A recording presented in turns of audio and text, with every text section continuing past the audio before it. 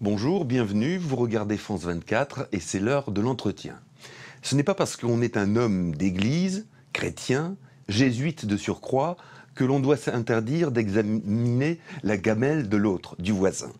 Les bouleversements qui touchent le monde arabo-musulman touchent fatalement l'invité que je vous présente, qui est le père Henri Boulade, qui est jésuite, ancien recteur du Collège des Jésuites au Caire. Et je disais que ces bouleversements vous touchent parce que, précisément, ils vous font réfléchir sur la nature du fondamentalisme musulman. Et la première question que je vais vous poser, c'est comment qualifier politiquement le fondamentalisme musulman en Égypte aujourd'hui ? Le fondamentalisme musulman se veut être un retour aux sources de l'islam, c'est-à-dire à l'islam médinois, qui a été l'islam reconnu, accepté par les ulémas de toutes les confessions de l'islam sunnite, et qui est en train de gagner le monde entier à travers la confrérie des frères musulmans. Le monde entier, c'est-à-dire le monde arabo-musulman ou l'ensemble Le monde arabo-musulman dans une première étape, l'Europe dans une deuxième étape, le Canada et les États-Unis dans une troisième étape, et puis le reste. En d'autres termes, le plan des frères musulmans et des islamistes de façon plus large est une reconquête du monde ou une conquête du monde à l'islam. Cette conquête, elle passe par une régression, par quelque chose finalement de réactionnaire sur un certain nombre de principes, ou bien est-ce que c'est un islam nouveau ? Non, ce n'est pas un islam nouveau, c'est l'islam le plus pur, le plus traditionnel qui soit. Le plus pur, c'est ambigu comme terme. Le plus pur, c'est-à-dire tel que l'islam s'est défini au Xe siècle, en refusant trois principes fondamentaux, que le Coran est incréé et non créé, alors que les philosophes de l'époque, les Mu'tazilites, avaient opté pour un Coran créé. Deuxième option, que les versets médinois, qui sont des versets appelant à la guerre, à la violence et à l'intolérance, remplacent les versets mécois, qui étaient des versets mystiques et religieux et ouverts. Là, ça veut dire par exemple que les musulmans au pouvoir en Égypte sont pour la première option de ce que vous venez de dire, c'est-à-dire qu'il y a cette interprétation, on va dire, violente des effets du Coran ? Fondamentalement. Mais comme en islam, il y a le principe de la taqiyya. La taqiyya, c'est cette technique ou cette stratégie de mensonge, de duplicité, pour tromper l'autre, si c'est pour le bien de l'islam. Et donc, c'est non seulement un droit, mais c'est un devoir pour tout musulman, pour atteindre son but, qui est l'islamisation du monde, de mentir, et de tromper l'autre, et ceci en toute impunité, si je puis dire. Et ça veut dire donc que pour vous, il n'y a pas d'islam qui puisse s'accommoder de la démocratie. On pense souvent à la Turquie quand on dit cela. Est-ce que c'est une vue de l'esprit ? C'est une vue de l'esprit. L'islam turc est provisoirement, disons, tolérant, ouvert, mais il y a incompatibilité totale entre islam et démocratie. Incompatibilité totale entre islam et laïcité. Et les musulmans qui sont pour la démocratie et la laïcité trahissent l'islam tel que le proclament les fondamentalistes. Mais en même temps, ils restent musulmans profondément. Ils restent musulmans, mais c'est pas l'islam orthodoxe. C'est un islam à la sauce moderne. C'est peut-être le seul compatible avec la modernité, mais c'est là que l'islam est dans l'impasse. J'avais comme titre de conférence l'année dernière, l'islam peut-il se réformer sans se dénaturer ? L'islam peut-il se moderniser sans se dénaturer ? Je mets ça sous forme de question, mais pour moi la réponse est il ne peut pas demeurer islam sans se dénaturer.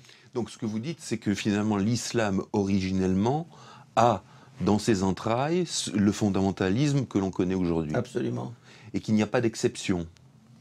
Il y a des exceptions, mais qui sont des dérives par rapport à l'islam qui s'est toujours voulu ce que je viens de dire. Le combat s'est joué au Xe siècle à peu près, n'est-ce pas ? Donc je vous disais, Coran incréé, donc intouchable. Deuxièmement, verset médinois remplace, abroge les Mécois. Et troisième option, interdit de réfléchir après le Xe siècle. C'est ce qu'on appelle la fermeture de la porte de l'ijtihad.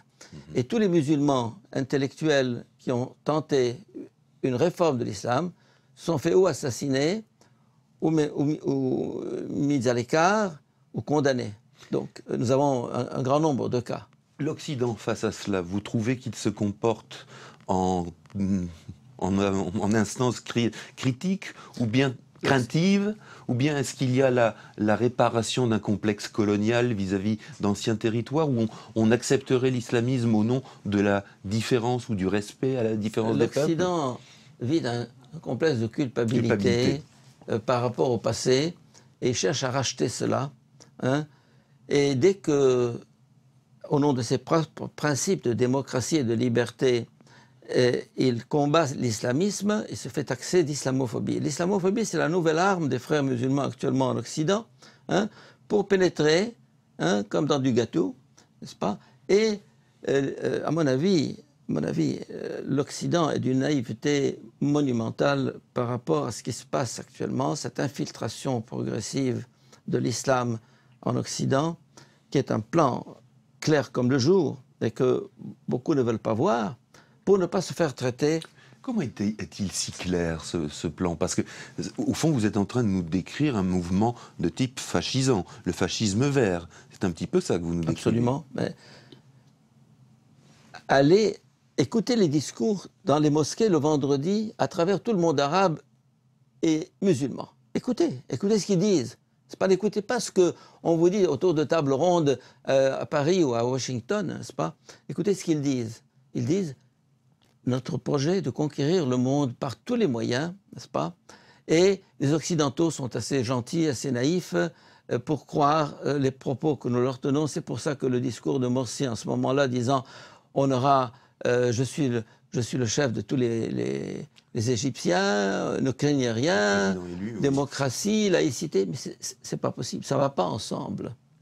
C'est consubstantiel finalement. Vous dites, de manière intrinsèque, l'islam n'est pas perméable à une forme de modernité qu'est la démocratie. Non. Absolument pas. Non. L'islam, tel qu'il s'est choisi, tel qu'il s'est voulu. Qu'il y ait des musulmans qui pensent comme ça, par exemple Abdenoul Bidar, ou Cheikh Bencher, ou d'autres, n'est-ce pas, qui veulent promouvoir un islam moderne, un islam démocratique, un islam républicain. Ils sont de bonne foi. Et ils voient que c'est la seule issue, la seule possibilité. Mais ils se font condamner par les autres. Et qui a raison? Ce sont les autres qui disent « tu n'es pas fidèle au principe de l'islam ». Alors, je parlais de l'Occident, il y a deux attitudes. Il y a eu une attitude précédente qui consistait finalement à ne pas remettre en cause des régimes autocratiques, despotiques, par la peur justement de l'islamisme. Et maintenant, vous craignez que l'on soit trop tolérant, trop laxiste vis-à-vis de l'islamisme tel qu'il se présente aujourd'hui? Peut-être que c'est la seule issue pour que l'islamisme fasse tomber le masque.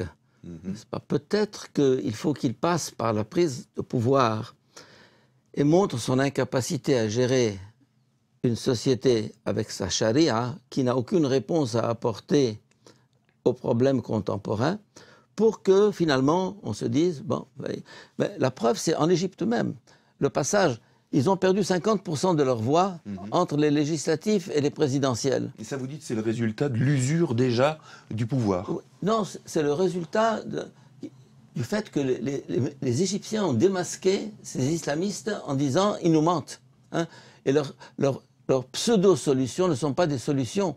C'est pour ça qu'ils ont perdu une crédibilité considérable entre les législatifs et les présidentielles. Par conséquent, moi je pense que d'une certaine manière, l'accession de Morsi à la présidence est une bonne chose. Pourquoi? Parce que elle va permettre de voir au jour ces gens-là, hein, dans leur absence de solution à des problèmes réels concrets. Donc bas les masques. Oui, bas les masques et montrez-nous ce que vous pouvez faire. C'est pour ça que finalement, j'étais assez content de la victoire de Morsi, hein, parce que la victoire de Shafik aurait amené une guerre civile, pratiquement, des massacres, bon. Maintenant, bon, tu voulais le pouvoir, tu as le pouvoir. Hein? Montre-nous ce que tu sais faire. Alors, on verra. Évidemment, nous sommes dans l'incertitude totale, mais au moins les choses sont claires, n'est-ce pas? Et on va vers un examen, un test de vérité, ce que j'appellerais. Est-ce qu'il y a une alternative à ce fondamentalisme, une alternative politique, je veux dire, aujourd'hui en Égypte? Non. Non.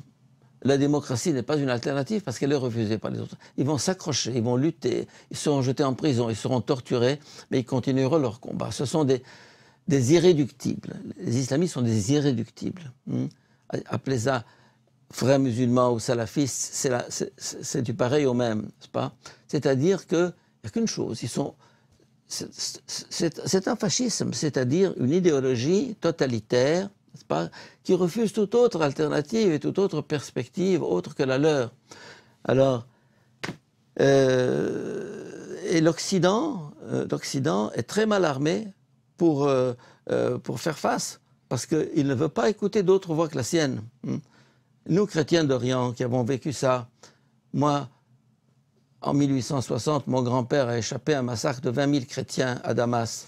Bon, nous avons ça dans notre chair. J'ai rencontré encore ces derniers jours deux Arméniens qui ont échappé au génocide.